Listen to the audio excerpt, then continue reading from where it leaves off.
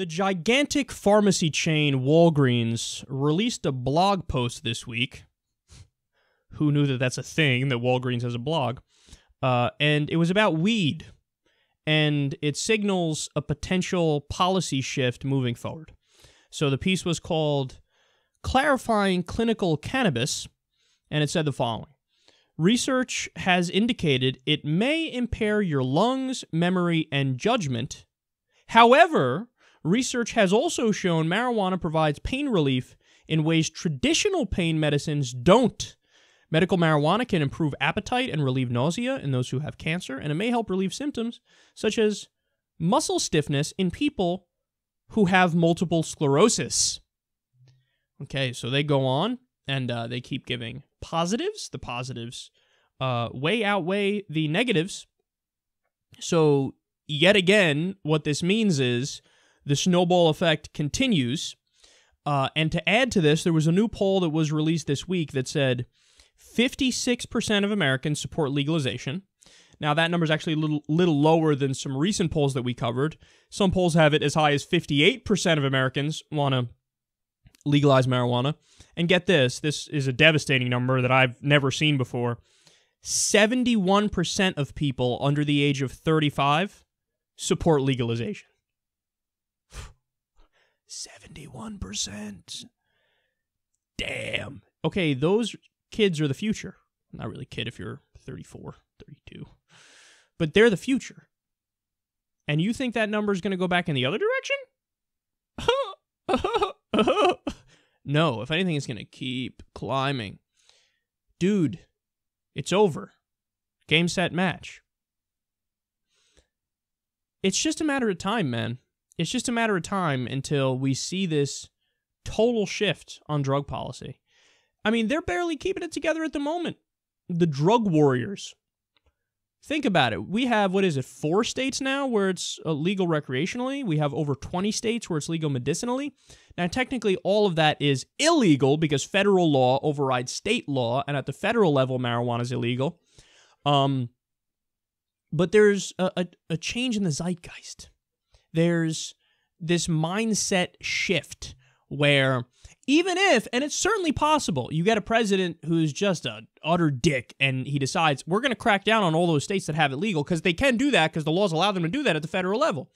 Even if that happens, man, you're going to see such a gigantic backlash where people are going to say, no, we're not going to let you do that. And now there's going to be this, massive movement where we all get together, and at the state level and at the federal level, there's so much pressure put on the government where they don't have a choice but to change the laws. And that's where we're at right now. In all seriousness, it kind of reminds me of gay marriage. How with gay marriage, it's like you go back to like 2004, and there was like no movement anywhere on the issue. And the polls were actually still against gay marriage. But then it started gaining a little bit of steam, and then all of a sudden, when the argument was actually made and people heard it, they went, oh yeah, why not? Gay marriage, what the fuck? Why would we not? We're fine with that, who cares? And now the over 60% of Americans are like, yeah, gay marriage is the way to go. And we were able to change the laws at the Supreme Court. Never mind, we were going state by state, but then they won a Supreme Court case and now it's legal everywhere. You don't think that's going to happen with weed? Oh, it's going to happen with weed. And what better evidence is there than, I don't know, has there ever been another substance that was temporarily banned in the United States and then there was a massive backlash and then eventually it became legal and now it's super popular and super common? Oh, yes, we have alcohol. Prohibition. We had prohibition. It was illegal in the country, but guess what? The black market thrived. It didn't go away. The mafia got more powerful, and then eventually we reversed it. Same thing right now. Marijuana's illegal. Drug cartels are getting more powerful. The black market is thriving. Well, how do you reverse that? Legalize, tax, and regulate. So there's definitely been a shift in the mindset across the country, and I think it's just a matter of time until we win. And look for this. Here's what you have to look for. When the pro-marijuana team has more lobbying money than the anti-marijuana team, TikTok. It's over. Because, again, this is the same thing we saw with gay marriage, where the evangelical Christians were able to raise more money, and they're against gay marriage, and they were able to sway the laws in the country. But then at a certain point, the LGBT lobby outraised them, outfunded them, they had more money, and then we ended up winning on that front. So, as of right now, You have alcohol companies, for example, tobacco companies, the DEA. These are people who are against it. Well, now we have a booming marijuana industry.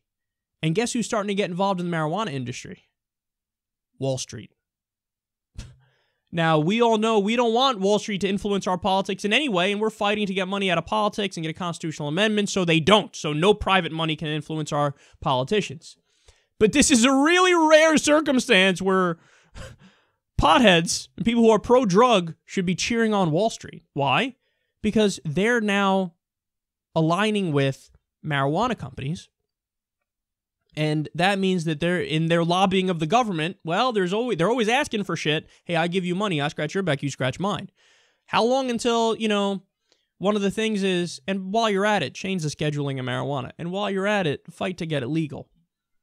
So when you have big money on your side, then it really is a matter of time until marijuana is legal. So it's going to happen. It's just a matter of when.